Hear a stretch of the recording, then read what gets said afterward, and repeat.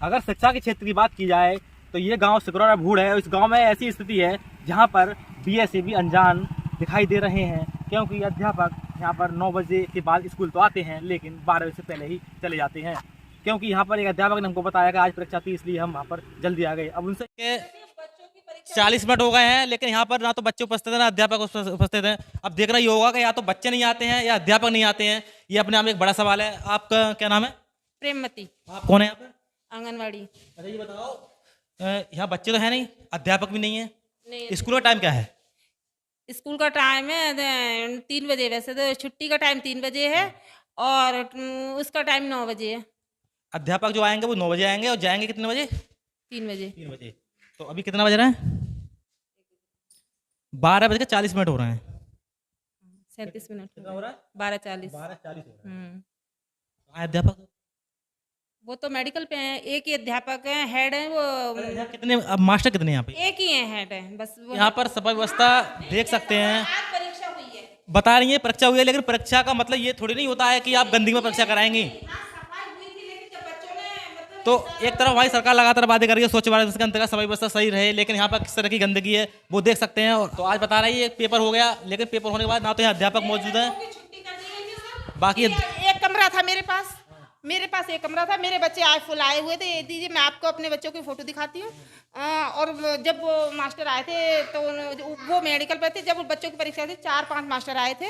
उन्होंने बच्चों की परीक्षा की, मेरे बच्चों की छुट्टी करा दी कि आज आप अपने बच्चों की छुट्टी कर दीजिए। वो कहाँ गए अध्यापक? अध्यापक अभी चले गए, मतलब परीक्षा करा के भी गए। नाम क्या उनका?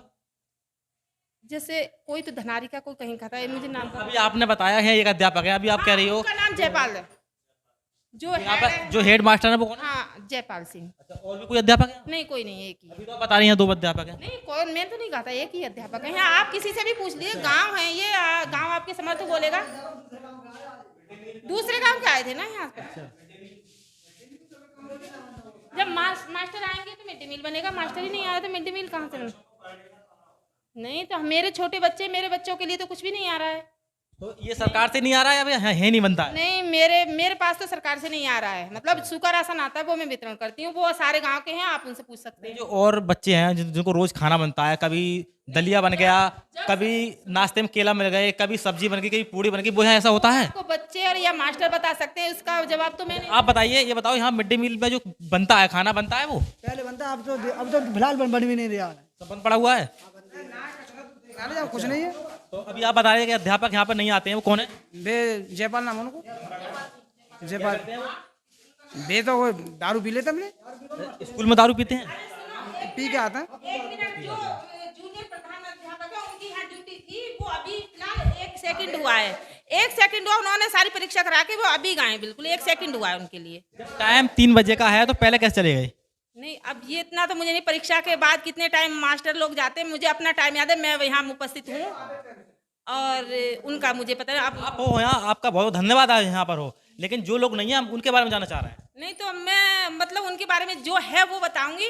जो मतलब जूनियर के मास्टर थे, उनकी यहाँ ड्यूटी थी और वो अभी परीक्षा करा के सारे बच्चों का काम खत्म करके अभी गए बस सब। मतलब वो इतनी जल्दी चले जाते हैं तो क्या उनके लिए सरकार पैसे नहीं देती? क्यों, पैसे तो सबके लिए हैं। जैसे जिसका मानदेय या जैसे जिसका वेतन है वो सबके लिए अपना अपना बराबर तो है। बच्चों के भविष्य के साथ खिलवाड़ होना अच्छी बात है? नहीं, अच्छी बात तो नहीं है। अच्छी बात तो गांव के भी सब अपने अपने बच्चे का भविष्य संभालते हैं। तो ये बता रहे हैं कि यहाँ अध्यापक हैं वो दारू पी करके आते हैं। अब देखना ये होगा कि जो यहाँ पर शिक्षा के मंदिर में शिक्षा को बढ़ावा देने की बात कर रहे हैं, वही यहाँ पर अगर दारू पी करके आएंगे तो शिक्षा का विकास कैसे होगा? मैं यहाँ की गंदगी की बात करूँ तो गंदगी पूरी तरीके से चौपट है। अच्छा, आप बता रहे थे कि कौन से अध्यापक महीने के बार आते हैं? यानी जयपाल सिंह 1 महीने के बार आते हैं? 1 महीने में एक बार। और बाकी फिर बच्चे ये आंगनबाड़ी घेर लेते हैं और एक टीचर आते हैं, वे नहीं आते। कौन नहीं आते? माँ साहब जे पढ़ाते हैं बालकनों को तो बेचारे वे तो आते ही ना, कबू कब आ जाते हैं। हाँ, महीना में एक बार आएंगे। अरे जहाँ पूरे गाँव है। अच्छा, हाँ बाबा आप बताइए। देते नोट। कौन देते हैं? मास्टर। क्या नाम है उनका? जयपाल। अच्छा, लूट किसे देते हैं? ऊपर कर्मचारियों को। अच्छा, लूट देते हैं लेकिन यहाँ नहीं आते, ना। यहाँ से तनख्वाह लेते हैं। हाँ। हो सकता है सरकार उनको तनख्वाह ना देती हो। क्यों ना देंगे? सरकार क्यों ना देगी रुपया? तभी तो नहीं आ रहे यहाँ पर वो। क्यों ना आएंगे? हो सकता है उन्हें पैसे कम मिलते हो इसलिए नहीं आते हो। तो वो कभी कभी यहाँ क्यों आते हैं भाई? सरकार रुपया नहीं दे रही उन्हें, फिर वो कभी कभी यहाँ क्यों आते हैं? तो ये मुद्दा आपने कहीं उठाया कहीं कि भाई कहीं कोई शिकायत किस बहुत हम्म, हद को पार कर दिया, पर जयपाल जो माँ साहब हैं उनके कोई समझ में नहीं आया। उन्होंने तो कहा कि ये गांव वाले सब बेवकूफ़ हैं, बकते रहते हैं और मतलब अपना कुछ नहीं होगा। उन्होंने ये भी बात कह दिया कि सपा की आए, बसपा की आए या बीजेपी की आए, सरकार मेरा कोई कुछ नहीं बिगाड़ पाएगी।